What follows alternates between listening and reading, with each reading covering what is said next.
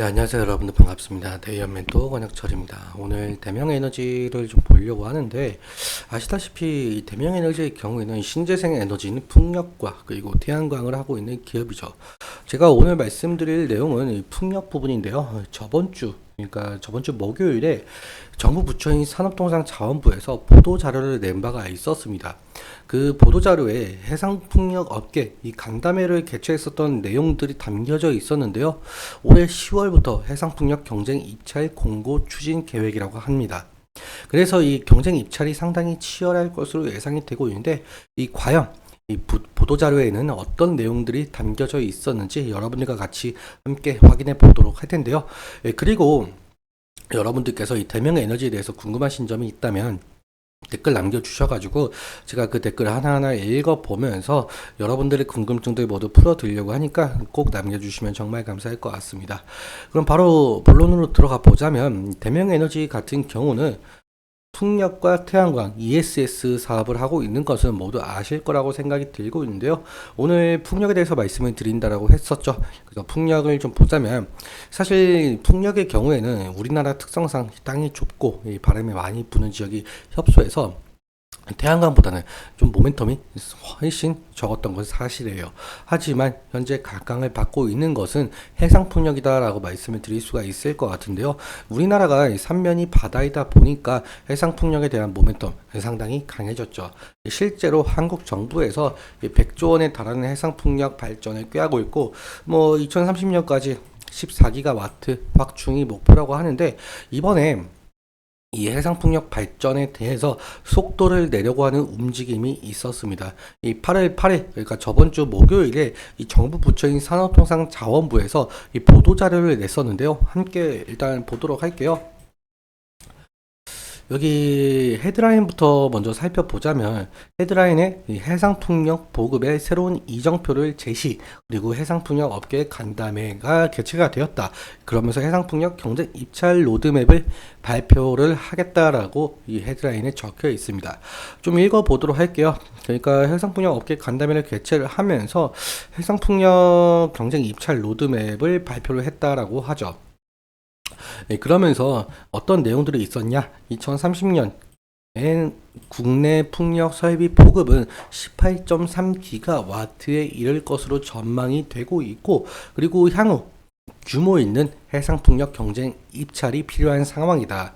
그러면서 매년 4분기에 시행이 되었었던 풍력 경쟁 입찰을 2분기로 앞당기고, 그리고 2024년 하반기부터 2026년 상반기까지 약 2년간 7에서 8기가와트 수준의 물량에 대해 해상풍력 입찰 공고를 추진을 할 것이다 라고 내용이 나와 있습니다. 좀 더 내려보면은 10월에 2024년 풍력 경쟁 입찰 공고 추진할 계획이고, 9월 중으로 설명회를 개최를 하면서 세부 사항을 안내할 예정이라고 하는데, 그러니까 지금 현재 정부 스탠스가 해상 풍력에 대해서 확실하게 밀어주고 있고, 그리고 조금 더 속도를 내겠다라는 스탠스를 좀 보이고 있는 것 같습니다. 그렇다면은 대명에너지가 과연 경쟁 입찰을 참여를 할지는 아직 모르겠으나, 만약에 참여를 하고 실제로 입찰이 된다라고 한다면 2026년 상반기까지 수주가 확보가 되면서 매출 상승에 상당한 도움을 주지 않을까요?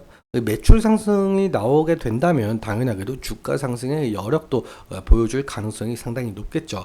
그래서 제가 다음 영상에서는 이 대명 에너지가 실제로 이 경쟁 입찰에 참여할 의향이 있는지 이 IR 담당자분께 전화를 걸어서 여쭈어 보도록 하겠습니다.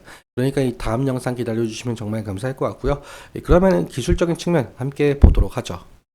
오늘 대명에너지 주가를 보자면 4%로 마감을 한 것을 볼 수가 있어요. 윗꼬리와 아랫꼬리 전부 달린 모양새인데, 아무래도 지금 며칠 사이에 계속적으로 상승을 하는 이유가 아마 이것이 있을 것 같아요. 트럼프보다 지금 현재 해리스가 이 지지율이 앞선다는 평가가 나왔죠. 그래서 이러한 부분은 영향이 가지 않았나라고 생각이 들고 있고, 그리고 오늘 아마 2분기 실적 발표가 예상이 되고 있는데, 만약에 2분기 실적까지 더 좋게 나오게 된다라고 한다면 해리스 테마와 실적에 대한 것이 겹포제로 작용을 하면서 더욱더 상승할 가능성이 높겠죠.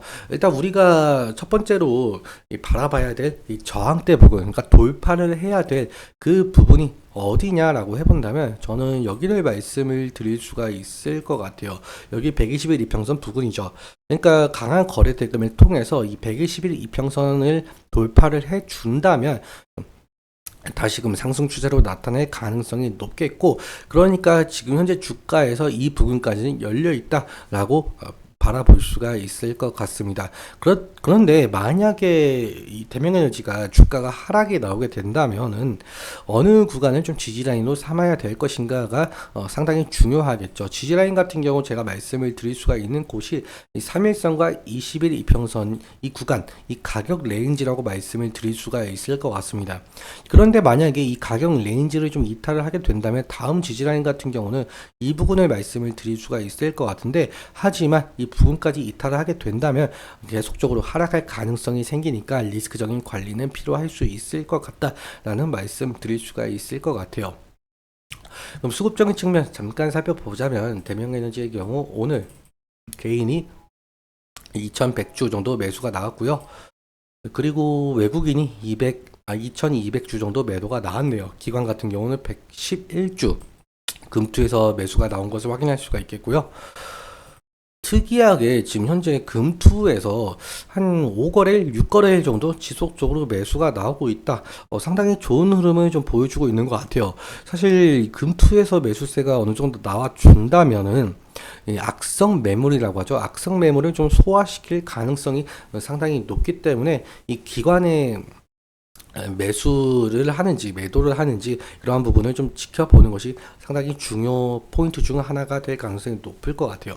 일단적으로 외국인도 매도세가 나오다 보니까 이 외국인도 매도세보다는 이 매수세가 돌아와 주게 된다면은 대명은행이 주가 긍정적인 흐름 만들어낼 가능성이 높을 것 같습니다. 아무튼 오늘은 여기까지 말씀을 드리면서 앞서 말씀드린 것처럼 여러분들께서 이 대명에너지에 대해서 이 궁금하신 점이 있다면 꼭 댓글 남겨주시길 바라고요. 그리고 오늘 제가 말씀을 드렸던 내용들과 그리고 차트적인 부분들에 대해서는 제 개인적인 견해가 상당히 있기 때문에 여러분들의 주관적인 견해와 함께 투자를 현명한 선택하셨으면 좋겠습니다. 오늘도 시청해주셔서 감사하고 지금까지 대이언 멘토 권혁철이었습니다. 감사합니다.